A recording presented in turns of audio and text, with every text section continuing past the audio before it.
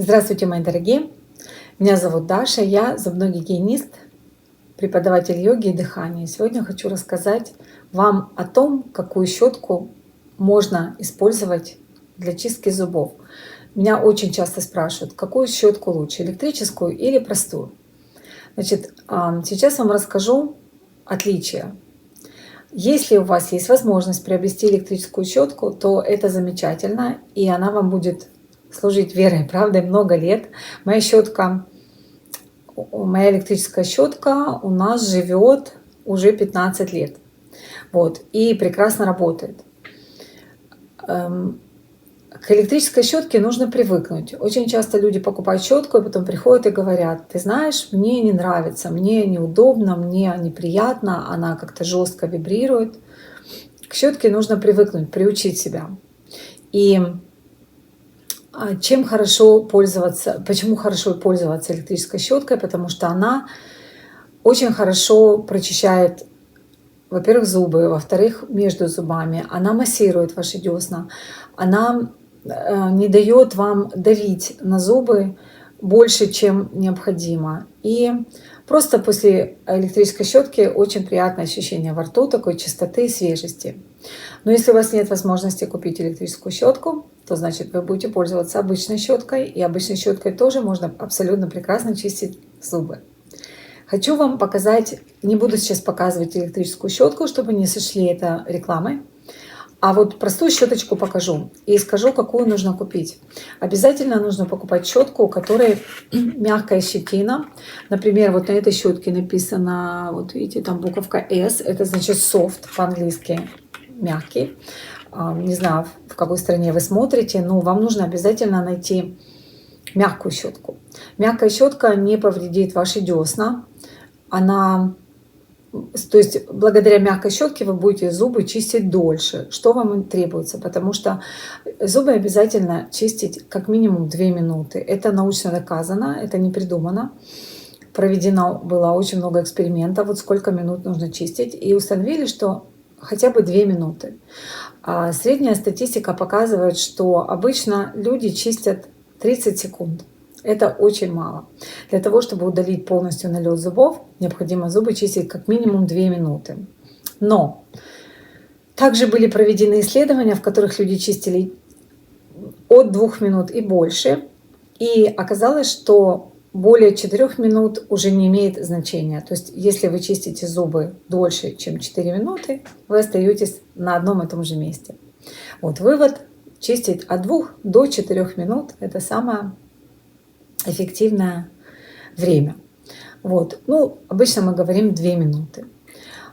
Значит, что не нужно делать, когда вы чистите зубы? Вот если ваша щеточка выглядит вот так, видите?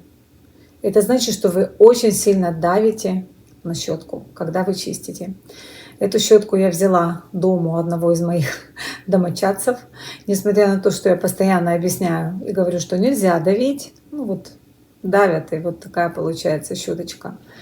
Чем еще хорошо электрическая щетка? Тем, что когда вы начинаете чуть-чуть больше давить, обычно во многих электрических щетках вставлен такой маленький датчик, который начинает пищать или мигать лампочка, значит, ослабь давление.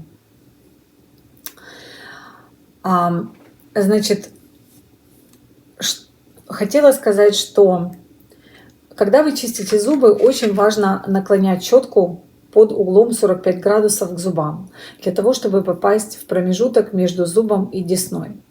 Обычно чаще всего налет скапливается вот именно в этих местах, и его нужно обязательно удалять. Поэтому, когда вы чистите щеточкой, вот ее нужно вот так вот таким вот образом ставить.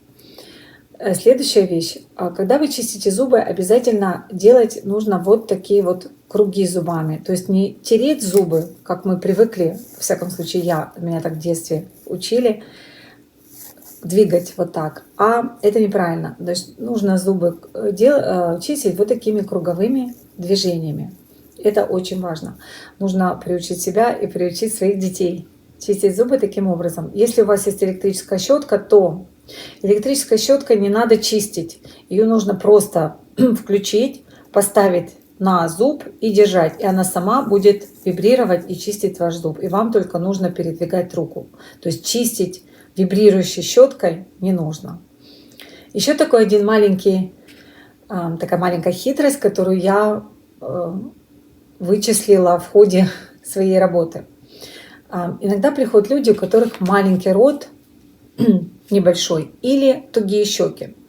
И я замечаю, что у них очень много налета вот на вот этих последних зубах. Почему? Потому что из-за того, что у них тугие щеки или маленький рот, щетка туда не пролазит. Значит, что нужно сделать? Для того, чтобы достать до самого последнего зуба, рот нужно не широко открывать, потому что чем шире вы его открываете, тем труднее туда попасть. Мышцы лица как бы не дают щетке туда залезть. А нужно наоборот рот немножко прикрыть. И когда вы его немножко прикрываете, щетка у вас прекрасно достанет. Иногда она даже достает вот таким образом до конца. Смотрю, что у меня тут еще вам сказать, чтобы ничего не забыть. Значит, как часто нужно чистить зубы? Обычно мы предлагаем зубы чистить 2 раза в день. Утром и вечером. Утром очень важно зубы чистить не до завтрака, а после завтрака. Сейчас, конечно, я понимаю, что некоторые из вас скажут: ну да, я встаю с постели утром, а у меня там налет и неприятный запах. Вы можете почистить 2 раза утром, то есть до завтрака, потом позавтракать, почистить и идти на работу или на занятия. Почему? Потому что вы поели, например, бутерброд, или выпили сладкий чай, или кофе, и вот эти остатки пищи, они у вас остаются там во рту целый день, создают благоприятную среду для бактерий, которые начинают питаться этими остатками и образовывать налет, создавать благоприятную среду для кариеса. Иногда ко мне приходят пациенты, у которых просто идеальная ротовая полость, и я всегда их спрашиваю, что они делают. И я заметила, что люди, у которых очень чистые зубы, они чистят больше, чем 2 раза. То есть они чистят 3 раза, 4 раза. Поэтому я сделала вывод. И теперь делюсь этим с вами и со всеми моими пациентами. Я говорю, чистите больше, чем 2 раза. Мы живем в такое время, когда мы едим очень много переработанной пищи, очень много сладкого, очень много углеводов. И все это создает такую неблагоприятную среду в нашей ротовой полости. Поэтому чем больше вы будете чистить зубы, тем лучше для вашего здоровья. Сейчас еще хочу сказать такую вещь. Я очень часто слышу от людей, особенно те, кто родился на территории бывшего Советского Союза, о том, что зубы чистить вредно. И когда я это услышала, я, честно говоря, была в шоке, потому что не совсем понимаю, откуда идет эта теория. Но я хочу вам сказать, что, люди говорят, стирается эмаль, от чистки зубов стирается эмаль. И это на самом деле такая неправда, потому что эмаль — это самая твердая ткань в нашем организме. Разрушить эмаль может только кариес. Кариес возникает, как вы знаете, при наличии определенных факторов. То есть, например, если человек ест очень много сладкого или употребляет какие-то кислые продукты. Еще если организм закислен у человека, то тоже возможно возникновение кариеса. И то есть, чтобы предотвратить кариес, нужно зубы чистить обязательно. И не слушать никого, кто говорит, что эмаль стирается во время чисток щеткой. Каждая зубная паста имеет такой индекс, который называется RDA. Это уровень абразивности пасты. Если в некоторые пасты добавлена пищевая сода, то паста может быть немного более абразивна. Но это не значит, что она уничтожит вашу эмаль. Нужно просто осторожно пользоваться. И когда вы кладете пасту на щетку, обычно вот как в рекламах показывают, так из тюбика выдавливают вот так вот целую полосочку пасты на щетку. Этого делать не нужно. Всего лишь нам требуется совсем маленькое количество пасты, буквально с горошинку размером. Этого будет достаточно, чтобы почистить весь рот. А если вдруг у вас нет пасты или вы по какой-то причине не можете использовать из-за того, что там есть какие-то ингредиенты, которые вам не подходят, вы можете просто чистить зубы щеткой. И понимаете, в чистке зубов важно не сколько паста, сколько сам механический процесс очистки ротовой полости от налета. Так, что у меня тут еще рассказать вам, чтобы не забыть. Хотела сказать, что очень важно ходить к стоматологу на чистки. В Америке люди приходят 2 раза в год. У меня есть пациенты, которые приходят чаще, если у них, допустим, есть пародонтоз, который нужно лечить. Ходят 3 раза, 4 раза в год. Но хотя бы минимум 1 раз в году обязательно нужно ходить. Лучше предупредить проблему, чем потом с ней бороться. И я, когда сама сажусь в кресло к стоматологу, я себе сама говорю, лучше щетка, чем бормашина. То есть лучше я буду пользоваться щеткой несколько раз в день, чем потом сидеть и лечить кариес. Вот, это я вам тоже рекомендую. Ходить на чистки обязательно, потому что если у вас маленькая проблема, ее можно сразу решить. Вот. А если долго ждать и тянуть, проблема превращается в большую беду, и уже тогда это стоит и деньги, и время, и иногда это неприятно и даже больно. Хочу еще поделиться с таким маленьким упражнением.